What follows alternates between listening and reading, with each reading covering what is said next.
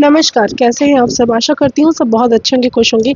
कौशिकी अमावस्या की आप सभी को हार्दिक शुभकामनाएँ। हमारे यहाँ भी जैसे मैंने पहले भी कहा कि तारापीठ और कालीघाट में पूजा होती है, आज के दिन बेहद ख़ास है।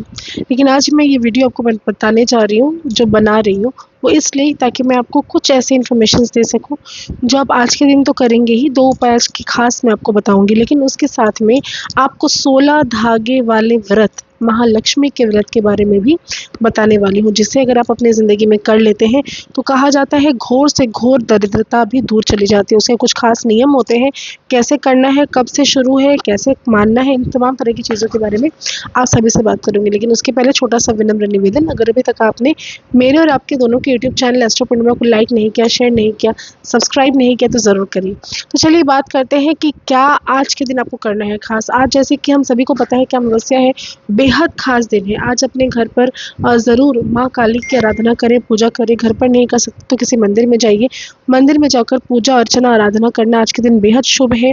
आज आपको किसी भी प्रकार से दान पुण्य ज़रूर करनी चाहिए अपने पितरों के निमित्त, ताकि आपके पितर खुश रहें। भोलेनाथ के ऊपर काले तिल और कच्चे दूध से अभिषेक करने से आपके लाइफ में प्रोग्रेस आती है और आपके पितर भी खुश होते हैं। तो ये तो हो गई कि पितरों की बात। अब मैं बात करूँगी कि आज और भी आपको क्या करना है। अगर आपके बहुत ज़्यादा शत्रु परेशान कर रहे हैं तो बगलामुखी का यज्ञ करवा सकते हैं और भी कई सारी चीज़ें आप कर सकते हैं। लेकिन आज मैं 16 धागों की जब मैं बात करने वाली हूँ, तो ये समझ लेते हैं कि 16 धागों का जो व्रत होता है, महालक्ष्मी का जो व्रत होता है, वो राधा अष्टमी से शुरू होती है। पितरों की जो अष्टमी आती है, यानी पितृ पक्ष के द्वारा जो चल रही अष्टमी होती है, उसके उस समय वो ख़त्म होती है। तो ये जो 2 तिथियाँ हैं, इसके बीच में 16 दिन का व्रत होता है, जो महालक्ष्मी का किया जाता है। एक समय का भोजन उसमें करना चाहिए। आपको अपने ब्रह्मचर्य का पालन करना होता है, चमड़े का प्रयोग करना बंद करना होता है, जैसे चप्पल हो गए, जूते हो गए। आप चप्पल पहन सकते हैं, लेदर का कोई भी चीज़ उपयोग ना करें, लेदर की बेल्ट का उपयोग ना करें। घड़ी जो पहनते हैं लेदर का, वो उपयोग ना करें, पर्स का उपयोग ना करें। लेदर को अवॉइड करना होता है। स्वच्छ तरीके से सफ़ेद और गुलाबी रंग के कपड़े ही आपको ज़्यादातर उस समय धारण करने होते हैं। कोई किसी भी स्थान पर आप जाकर ऐसे ही नहीं खा पी सकते, आपको थोड़ा ध्यान रखना होता है। एक ही वक्त का भोजन घर पर आकर लेते हैं और इस 16 धागे वाले व्रत को अलग-अलग स्टेट्स पर, अलग-अलग कंट्रीज़ पर अलग-अलग तरीके से मनाए जाते हैं। कहीं पर इसको पुत्र प्राप्ति के लिए भी इस व्रत को किया जाता है, जो कि केवल अष्टमी के दिन किया जाता है, पितृ पक्ष की अष्टमी वाले दिन किया जाता है। और घोड़े की पूजा करते हैं और 16 धागे एक ही पीले रंग के सूत में महालक्ष्मी का स्मरण करते हुए बांध कर अपने हाथों पर बांधना नहीं होता है, लपेटना होता है। उसको गीठ नहीं मारते। 16 गीठ मारना है माता लक्ष्मी का और 16 बार इसको टर्न करना है, लेकिन इसको बांधा नहीं जाता, जो कि गुलाबी रंग के धागे होते हैं। कहीं-कहीं पर पीले रंग के भी धागे होते हैं। तो इसको आपको करना होता है और माता लक्ष्मी का स्मरण करते हुए व्रत की कथा होती है, जो पंडित जो है वो बताएंगे आपको किस तरह से उसकी कलश स्थापना करके पूजा की जाती है।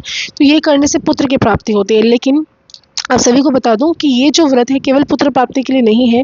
इस व्रत के ज़रिए आप अपनी दरिद्रता को नाश कर सकते हैं। आप अपनी लक्ष्मी को प्राप्ति के लिए इस व्रत को किया जा सकता है। आप अपने घर पर माता लक्ष्मी की छवि हो, प्रतिमा हो, उस या फिर श्री यंत्र अगर है, तो इसकी आप रेगुलर, मेरे हिसाब से अगर आप ये पूजा नहीं कर सकते, ये व्रत नहीं कर सकते, अगर आप 16 डेज़ का फास्ट नहीं रह सकते, आपके घर पर कोई समस्या है या आप अकेले हैं या ऑफिस जाते हैं या बहुत सारे बर्डन से, तो आप एक काम ज़रूर नियमित रूप से कर सकते हैं कि श्री यंत्र की स्थापना आप अपने घर पर अगर है तो उसको निकालिए, अच्छे से गंगा जल पर वॉश करिए और हर दिन कोशिश करें उसमें गुलाब जल से अभिषेक करने का। कभी दही से कर दिया, कभी शहद से कर दिया, कभी गंगा जल से कर दिया। ऐसा करना है माता लक्ष्मी का स्मरण करते हुए, अष्ट महालक्ष्मी का नाम लेते हुए, और उसके ऊपर गुलाब का इत्र छिड़क दिया, गुलाब के पंखुड़ियाँ डाल दी, माता लक्ष्मी को कमल के पुष्प अर्पण कर दिए, आप गुलाब के फूल अर्पण कर दिए। ऐसा करने मात्र से ज़िंदगी में तमाम तरह की परेशानियाँ दूर होती हुई आपको नज़र आती है, आर्थिक स्थिति बेटर होती हुई नज़र आती है और लाइफ में प्रोग्रेस होना निश्चित रूप से तय हो जाता है। इसके साथ श्री सूक्त का पाठ, कनकधारा स्रोत का पाठ भी आप ज़रूर कर सकते हैं इस दौरान। लेकिन पाठ के कुछ नियम हैं, बिना किसी नियम को जाने इस कार्य को नहीं करना चाहिए। इसके अलावा आपको छोटी बच्चियों को, छोटी कन्याओं को ज़रूर कुछ न कुछ खिलाना चाहिए। उनको खुश करने के लिए उनको टॉयज़ दीजिए, उनके लिए कपड़े खरीद दीजिए। और अगर सुहागन महिलाएं हैं तो उनके लिए आप श्रृंगार का सामान उनको ज़रूर अर्पण कर सकते हैं। श्रृंगार का सामान उनको दे दीजिए, दान करिए। साड़ी, कपड़े, वस्त्र जो भी पहनते हैं उनको दान करिए।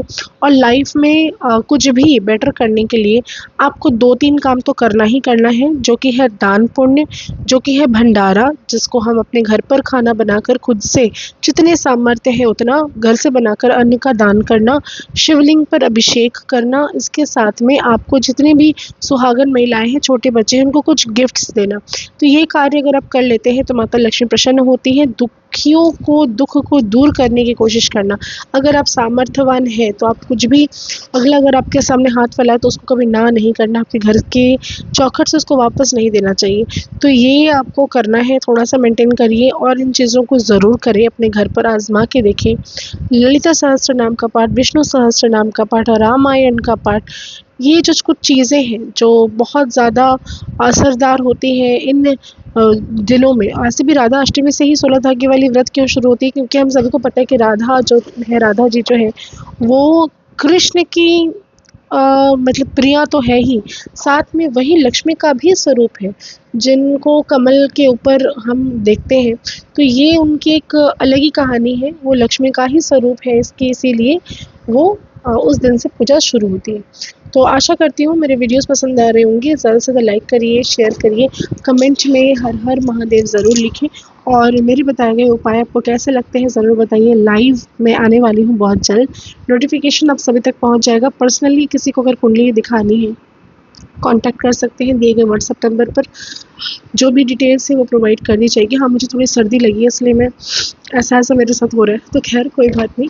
आशा करती हूँ सब बहुत अच्छे होंगे, खुश होंगे। तो कमेंट में हर हर महादेव ज़रूर लिखें। धन्यवाद।